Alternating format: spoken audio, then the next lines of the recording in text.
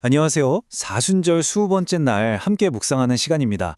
혹시 그런 생각해 보신 적 있으세요? 아, 정말 완전히 새로운 사람으로 살고 싶다. 오늘은요, 성경이 말하는 바로 이 근본적인 변화, 새 사람을 입는다는 게 과연 무슨 뜻인지 같이 한번 깊이 들여다보려고 합니다. 오늘은 사순절 20번째 날입니다. 오늘 우리에게 주신 하나님의 말씀은 에베소서 4장 23절과 24절인데요. 제가 말씀을 읽어드리겠습니다. 오직 너희의 심령이 새롭게 되어 하나님을 따라 의와 진리의 거룩함으로 지으심을 받은 새 사람을 입으라. 네, 바로 이 말씀이 오늘 우리가 나눌 이야기의 가장 중심에 있습니다. 자, 그리스도인이 된다는 것. 여러분, 이게 대체 뭘까요? 그냥 어떤 믿음을 고백하는 걸까요? 사도 바울은 이 질문에 정말 흥미로우면서도 강력한 비유로 답을 하는데요. 그게 뭐냐면 바로 옷을 갈아입는 것과 같다는 거예요. 그래서 오늘 이 옷 갈아입기가 대체 뭔지 네 가지 순서로 한번 차근차근 짚어볼게요. 첫째, 옛사람, 새사람 이 개념부터 확실히 잡고요. 둘째랑 셋째는 이 변화가 우리 감정하고 행동, 그러니까 진실, 분노, 또 일하는 방식이나 말하는 방식에 구체적으로 어떻게 나타나는지 볼 겁니다. 그리고 마지막으로 이 모든 걸 아우르는 새 사람의 핵심 덕목 세 가지로 딱 정리해 보겠습니다. 좋습니다. 그럼 첫 번째 이야기부터 시작해 볼까요? 옛 사람을 벗고 새 사람을 입는다. 이 비유가 우리에게 어떤 그림을 보여주는지 그 속으로 한번 들어가 보시죠. 여기서 말하는 변화는요, 그냥 나쁜 습관 몇 개 고치는 그런 차원이 아니에요. 비유하자면 기존에 쓰던 컴퓨터가 고장나서 좀 고쳐 쓰는 게 아니라 아예 운영체제, 그러니까 윈도우나 맥 OS 자체를 싹 새로 까는 것과 같아요. 내 삶을 움직이는 시스템 전체가 뿌리부터 바뀌는 완전한 변혁인 거죠. 그리고 이 엄청난 변화를 우리 눈앞에 상징적으로 확 보여주는 의식이 바로 세례입니다.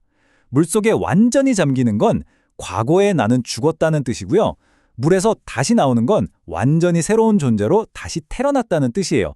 죽음과 부활이 이 짧은 의식 안에 다 담겨 있는 정말 강력한 상징인 셈이죠. 이 비유가 참 마음에 와닿지 않으세요?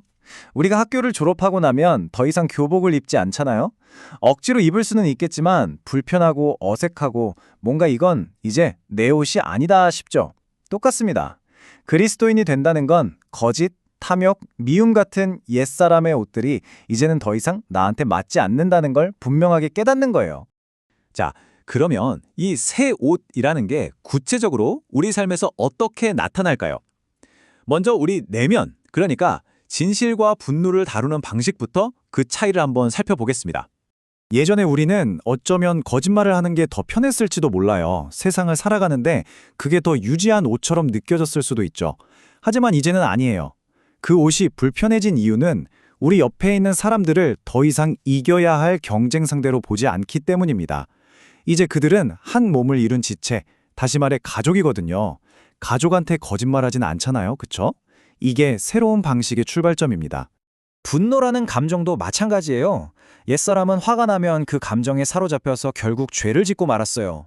그렇다고 새 사람이 분노를 아예 안 느끼는 목석 같은 사람이 되는 건 절대 아닙니다. 불의를 보면 당연히 화가 나죠. 이걸 의로운 분노라고 해요. 핵심 차이는 이거예요. 그 분노가 나를 잡아먹게 내버려 두지 않고 죄로까지 이어지지 않도록 다스리는 거죠. 해가 지도록 분을 품지 말라는 말씀처럼 말이에요. 내면의 변화는 반드시 바깥으로 드러나게 되어 있죠.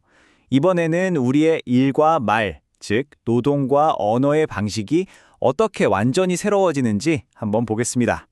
옛날 방식은 빼앗는 것이었어요. 이게 꼭 남의 물건을 훔치는 것만 뜻하는 게 아니라 게으름 피우면서 마땅히 해야 할 일을 안 하는 것도 포함돼요. 근데 새로운 방식은 완전히 반대입니다. 자기 손으로 부지런히 일해요. 그런데 더 중요한 건 일하는 목적이에요. 그게 그냥 나 잘 먹고 잘 살기 위해서가 아니라 나를 책임지고 한 걸음 더 나아가서 어려운 사람들을 돕기 위해서 일하는 거죠. 일의 목적 자체가 그 근본부터가 완전히 바뀌어버리는 거예요. 그럼 우리의 말은 어떨까요? 여기서도 정말 극명한 차이가 보입니다. 옛사람은 남을 헐뜯고 사람들 사이를 갈라놓는 것처럼 공동체를 무너뜨리는 더러운 말을 썼어요. 하지만 새 사람은 달라요. 공동체를 세우고 듣는 사람에게 힘과 은혜를 주는 선한 말을 하죠. 말의 목적이 파괴에서 건설로, 말 그대로 180도 바뀐 겁니다. 자, 지금까지 여러 구체적인 변화들을 살펴봤는데요. 사도 바울은 이 모든 세 사람의 특징을 마지막으로 아주 중요한 세 가지 덕목으로 딱 압축해서 보여줍니다. 이게 바로 핵심이에요. 여기서 정말 중요한 게 있어요. 세 사람이 된다는 게 뭐뭐 해라, 뭐뭐 하지 마라 이런 규칙 목록을 지키는 게 아니라는 거예요. 그것보다 훨씬 더 근본적인 문제. 그러니까 완전히 새로운 마음과 태도를 갖게 되는 겁니다. 그리고 그 새로운 마음에서 이 세 가지 덕목이 자연스럽게 피어나는 거죠. 그 새로운 마음의 세 가지 표현은 바로 이겁니다. 첫째, 서로에게 친절하게 대하는 것. 둘째, 서로를 불쌍히, 즉 긍휼의 마음으로 여기는 것. 그리고 마지막 셋째, 서로를 용서하는 것. 친절, 긍휼, 용서. 이 세 가지가 바로 새 옷을 입은 사람에게서 나타나는 가장 분명한 증거라고 할 수 있습니다. 아니, 근데 우리가 어떻게 이렇게 살 수 있을까요? 이 엄청난 힘은 대체 어디서 나오는 걸까요? 그 답이 바로 이 말씀 안에 있습니다.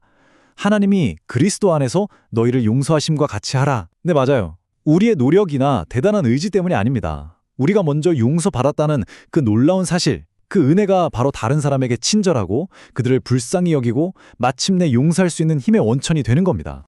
이제 오늘 말씀을 마무리하면서 조용히 우리 자신에게 이 질문을 한번 던져보면 어떨까요? 오늘 내가 벗어버려야 할 그 낡은 옷은 과연 무엇일까?